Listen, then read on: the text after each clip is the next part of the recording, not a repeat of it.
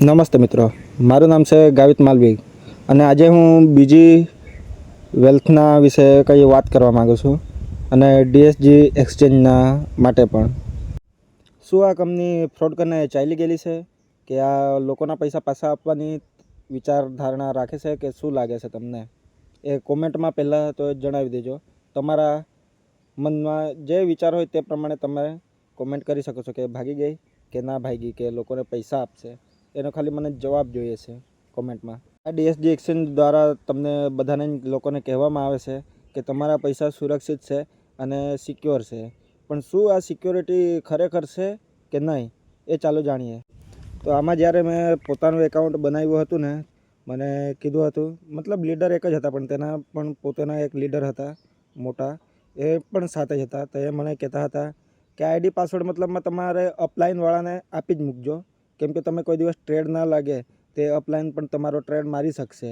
તેમાં મેં પણ પોતે કામ કરવાનું છોડી જ જવું દીધું. મતલબમાં એમને આઈડી પાસવર્ડ આપી દીધેલી, એ પોતે એમ કોડ માર્યા કરે, ટ્રેડ લાગ્યા કરે, પ્રોફિટ આવ્યા કરે, જનરેટ થયા કરતું હતું.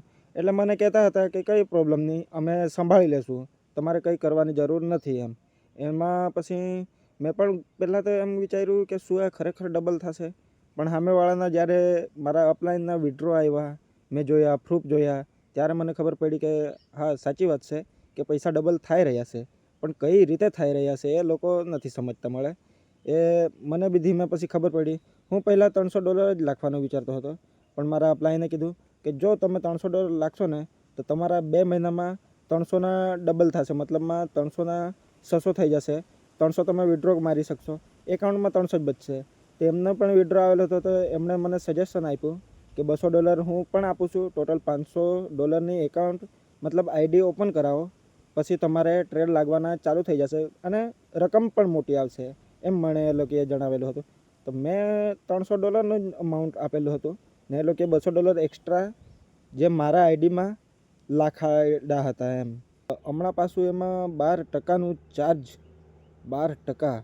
તો મારે તો એમાં $700-800 છે. 12% પ્રમાણે તો મારે તો $110-120 ભરવા પડે 12% પ્રમાણે. શું મારે આ કરવું જરૂરી છે? શું લાગે છે તમને? મારે આ કરવું જોઈએ કે ના કરવું જોઈએ? તમે એક કોમેન્ટમાં આનો પણ એક જવાબ આપો કે મારે 12% ભરવું જોઈએ કે ના ભરવું જોઈએ. એમાં પણ હમણાં તારીખ તો ચૂકી જવાની છે, લાસ્ટ ડેટ હતી.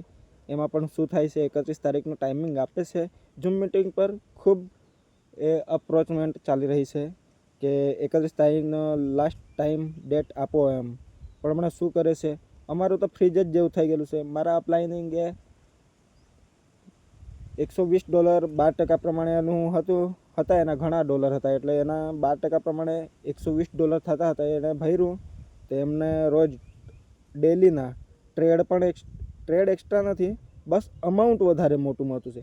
જે સમયે $5 લાગતો હતો તે જ હમણાં એક સમયે $10 લાગે છે. તો પહેલાં પ્રોફિટ ઓછું આવતું હતું, હમણાં તે જ ડબલ આવતું છે. મતલબ 12% કંપની એ માંગ્યા પછી એક્સ્ટ્રા આપતા છે.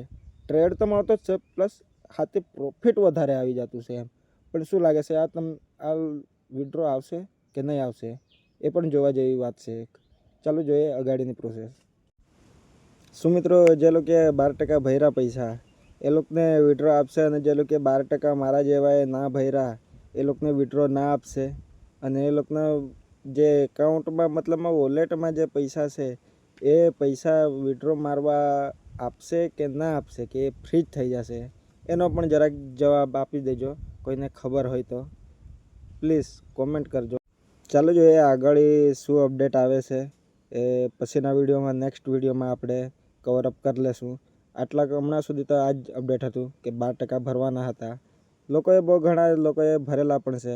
મારા જેવા અમુક પર પૈસા ના હતા તો નહીં પણ ભરેલા મળે.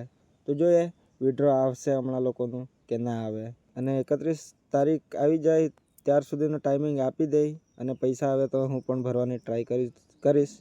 અને જો વિડ્રો આવશે તો જ ટ્રાય કરીશ, બાકી નહીં કરીશ હું પણ હમણાં. ચાલો જોઈએ કાલનું અપડેટ, હમણાં નેક્સ્ટ અપડેટ શું આવતું છે જોઈએ નેક્સ્ટ વિડીયોમાં. લાઈક કોમેન્ટ જરૂરથી કરજો અને સબસ્ક્રાઈબ કરી દેજો, કેમ કે આવા કોન્ટેન્ટ અને આવી ઇન્ફોર્મેશન તમને નેક્સ્ટ વિડીયોમાં પણ બતાવીશું.